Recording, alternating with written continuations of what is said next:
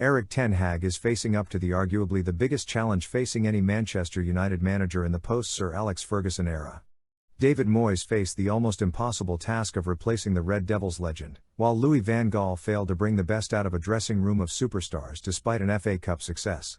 José Mourinho remains the last United manager to lift silverware, with the wheels quickly coming off the old Gunnar Solskjaer bandwagon after a Europa League final defeat. Interim boss Ralf Rangnick was unable to steady the ship, leaving Ten Hag with the sizable task of rebuilding the Red Devils from close to scratch. A return to the Champions League has become the immediate priority, let alone closing the chasm to rivals Liverpool and Manchester City at the summit. However, Ten Hag already appears to be winning battles and establishing control often denied to his predecessors. United's hierarchy have been much maligned in recent years, with regular fan protests and recent managers going to express their exasperation with problems behind the scenes.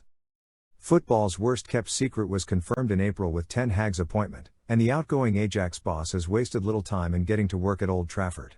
Pep Guardiola's former understudy at Bayern Munich has already confirmed Steve McLaren and Mitchell van der Gaag as his assistants, with a substantial squad overhaul expected this summer. Many had questioned how Ten Hag would handle the working dynamic with Rangnick, with the interim boss expected to juggle a consultancy role next season alongside his role as an international manager with Austria.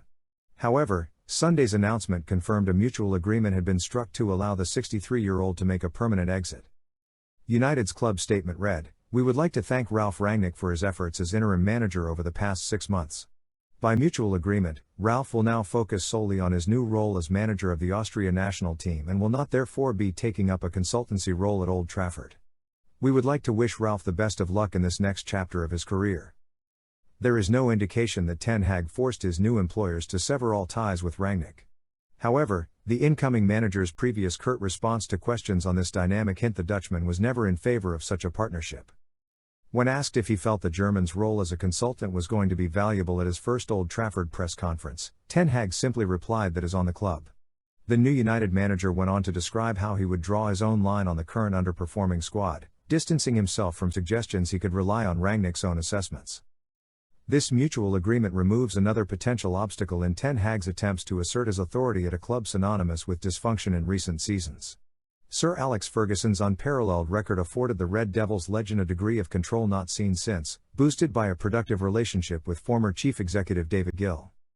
Ferguson's successors have since worked closely with Ed Woodward, and the former executive vice chairman endured a checkered record in the transfer market.